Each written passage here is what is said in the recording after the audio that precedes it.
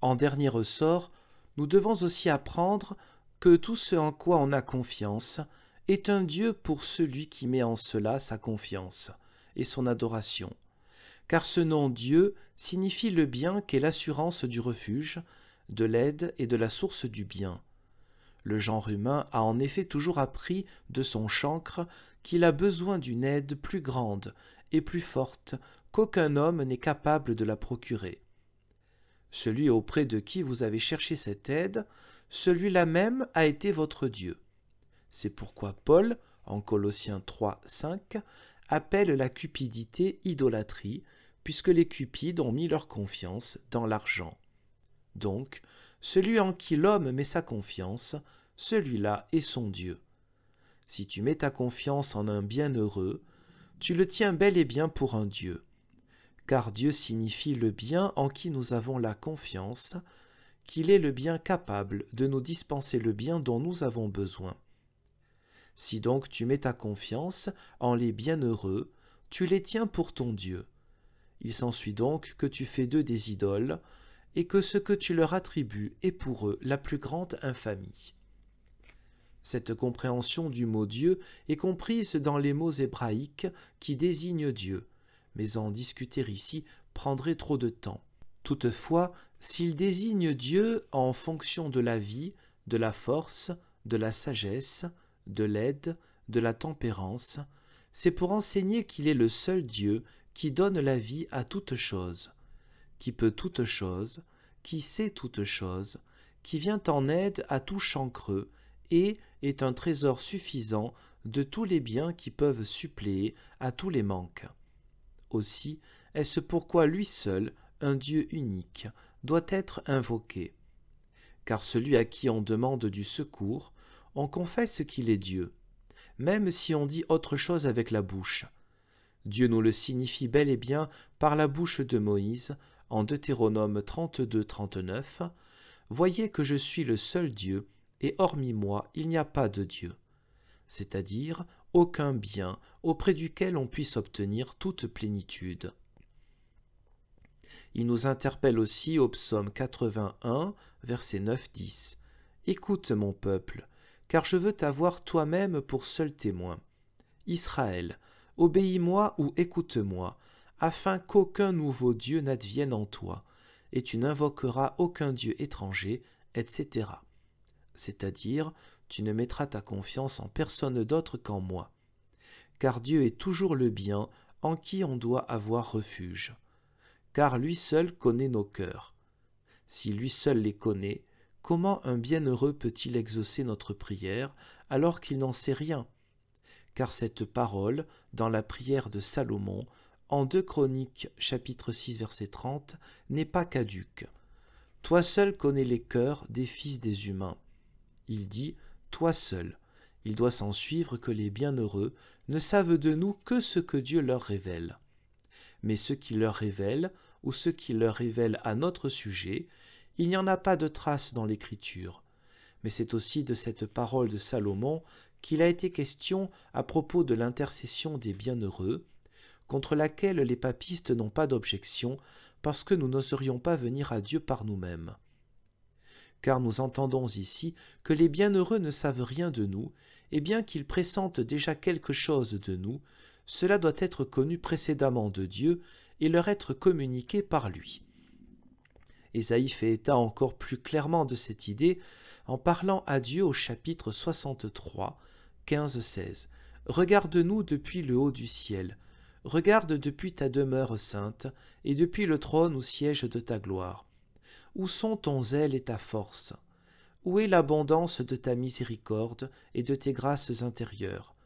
Oh, elles se sont retirées et tenues tranquilles au-dessus de moi, car tu es notre Père, et Abraham ne nous a pas connus, et Israël n'a rien su de nous.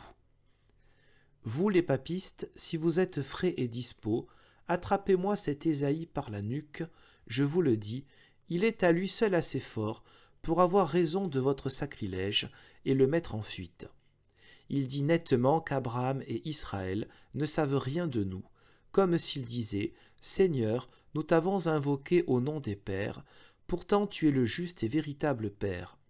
Si nous avons également nommé les pères, c'est parce qu'ils te sont agréables, mais ils ne savent rien de nous. C'est pourquoi nous ne pouvons pas pour notre part les appeler pères, car s'ils ne savent rien de nous, comment nous aideraient-ils?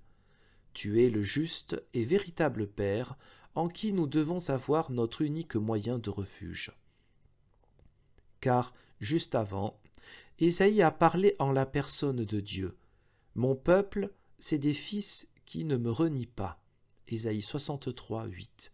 Alors il change de personne et dit « Et il leur est devenu leur guérisseur. » Il n'est pas affligé par toutes leurs tribulations, et le messager de sa face les a guéris. Il les a sauvés dans son amour et son indulgence, et les a portés et élevés de tout temps. Par ces mots, Ésaïe veut indiquer les gestes paternels que Dieu leur a témoignés de tout temps. C'est pourquoi ils doivent raisonnablement se tourner vers lui, l'invoquer lui seul, avoir refuge en lui seul.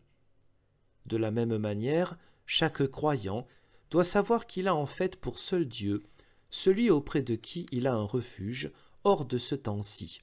Si cependant il trouve ce refuge auprès d'une créature, il est un idolâtre, car les créatures ne peuvent pas nous venir en aide. Car bien qu'il y ait des signes miraculeux, ils ne proviennent pas de la créature, mais de Dieu. C'est pourquoi nous ne devons pas nous appuyer sur les créatures, car Dieu a voulu nous manifester par le signe miraculeux, s'il est bien vrai et avéré, combien lui sont chers et précieux ceux qui s'attachent à sa parole avec une foi indubitable.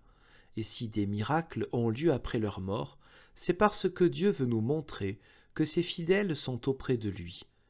Nous devons toujours n'avoir notre refuge qu'auprès de Dieu, c'est-à-dire invoquer un seul Dieu, car invoquer signifie avoir refuge et consolation, en temps et hors de temps, en une seule chose. C'est ce que signifie le terme grec prosoikestai. Si nous n'invoquons qu'un seul Dieu, nous n'avons aussi tout notre refuge qu'en un seul Dieu. C'est pourquoi ayons notre refuge en Dieu seul, qui est notre Père.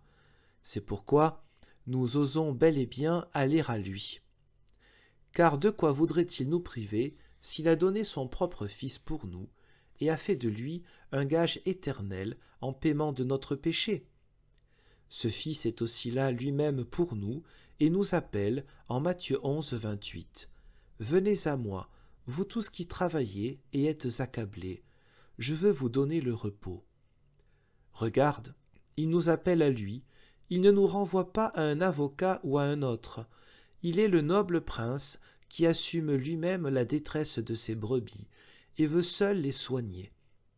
C'est pourquoi il a pris la brebis perdue sur son propre dos et ne l'a pas confiée à un autre. Il s'est abaissé lui-même si profondément pour que nous osions venir à lui avec confiance. Oui, il connaît notre misère et notre requête, avant même que nous venions à lui. Il dit aussi « Je veux vous donner le repos ». Il ne dit pas « Vous devez donner satisfaction pour vos propres péchés ».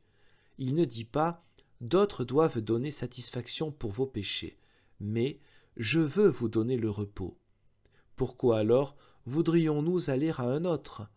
Ne serait-ce pas mépriser sa libre grâce et miséricorde? Mais la contradiction provient seulement de l'incrédulité et de l'inconscience. C'est pourquoi tous les humains doivent demander sérieusement à Dieu qu'il embrase toujours plus sa chandelle, que les cœurs des humains soient éclairés et attirés dans l'espérance du Dieu unique. Car il est certain que celui qui se tourne vers la créature est un idolâtre.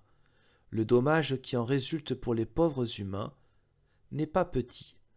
Que Dieu tourne toutes choses pour le mieux, car c'est à lui seul que je crierai ma détresse, car je sais qu'il m'écoute. C'est tout pour cet article.